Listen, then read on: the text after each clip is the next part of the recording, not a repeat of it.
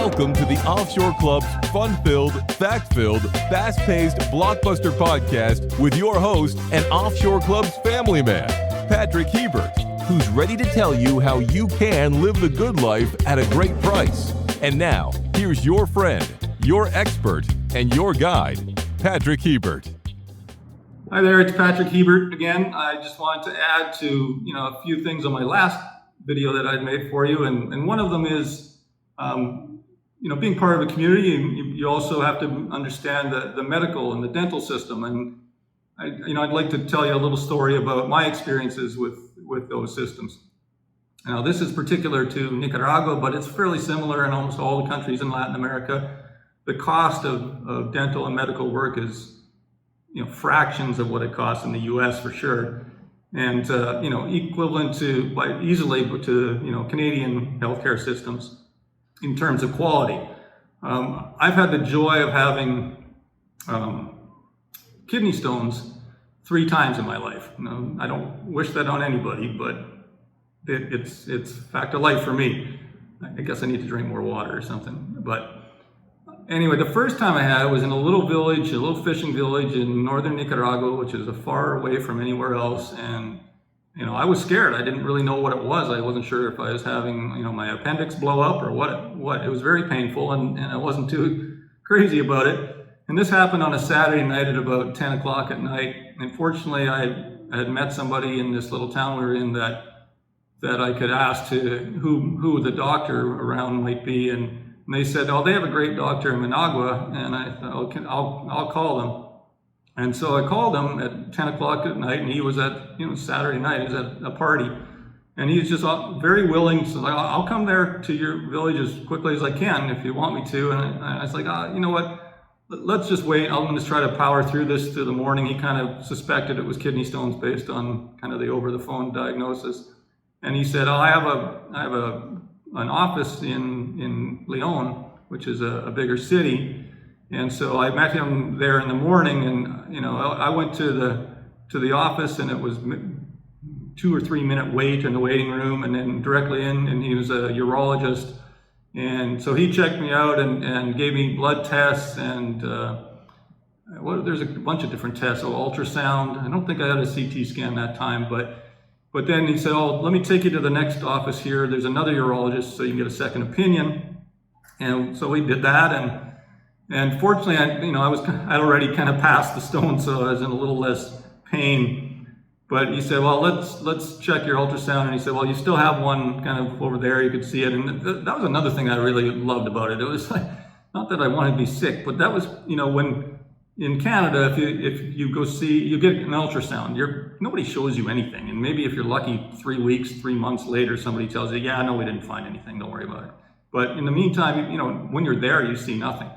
Well, for me, my experience was, and I've been through it a few times in different things, and my daughter actually had kidney stones as well, and went through that in Nicaragua, and was happy that she was there too, because they turned down, very high-tech equipment in the hospitals, and they, took the big flat screen and turned it down to me and said, oh, here's the kidney stone. It's kind of lodged in your ureter. That's probably what's causing you the problems.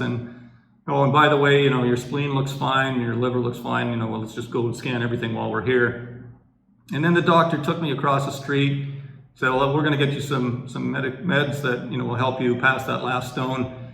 And I said, oh, I can do that by myself. He said, oh, no, I'll come with you. Your Spanish sucks, so I think I should probably help you. Right? So he came across the street to the pharmacy with me and make sure I had the right things. And then we went back to the clinic, and all this, two consultations, an ultrasound, blood tests, and medication from the pharmacy with my escort doctor, and it all cost, it was under $60. It was like $58 or something like that. And I was just like, wow, that's amazing. And and fortunately I passed the stone shortly after, and it was all great. So that was kind of my medical experience in Nicaragua. And then a few months later, almost a year later, I had a similar experience in Canada.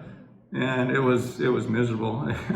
I mean, I like I said, I love Canada, but the medical system is not keeping up with what it needs to do. It was, I ended up having to get an ambulance to take me in, and They put me in a cast room, like where you get broken arms and the equipment for that, because they were full. The problem, and I'm not going into the Canadian medical system, but the problem with the Canadian medical system, as far as I can tell, is that because it's virtually free or very close to free, you can have a hangnail and spend time in the emergency because there's no cost to it. So that happens a lot, and the emergencies get plugged up. So when you have a real problem, it's not easy to get seen.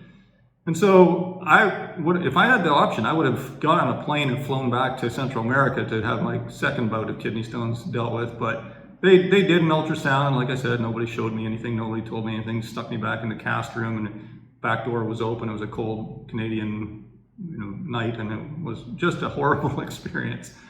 And ultimately, I ended up going home and passing those stones as well. Not like there was no value in going to the hospital in Canada. So it was a frustrating moment for me, and it made me realize that I was lucky to have that kind of care in Central America, and really personalized care. And they still do house calls in Central America in a lot of places.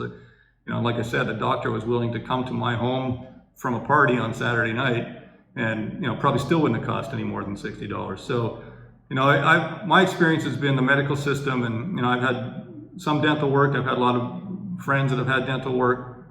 I got one crown and root canal done in Nicaragua, which I went to the US and Canada, and their quotes were $3,500, about the same in either country. And then I went to Managua to a dentist that I've gotten to know as a friend now, but it was done it was under $300 anyway, $250 or something for both the root canal and the crown.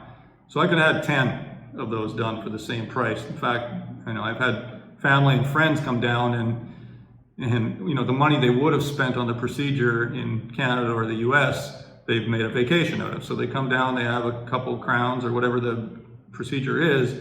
If it's $300 and they've got, and they have $3,000, they've got $2,700 to spend on a vacation. So, that, to me, that's a big part of community too. Just feeling that you're safe in where you are, and that, you don't really know until you've tested it, right? And fortunately or unfortunately, I've had to test it a few times. So I'll get back to you soon on another episode of why I love the communities of Latin America. Thanks. And that's a wrap. Thanks for joining us at the Offshore Club. For more information on the Offshore Club or to contact Patrick Heibert, visit www.offshore.club today. www.offshore.club. That's www.offshore.club. See you next time at the Offshore Club.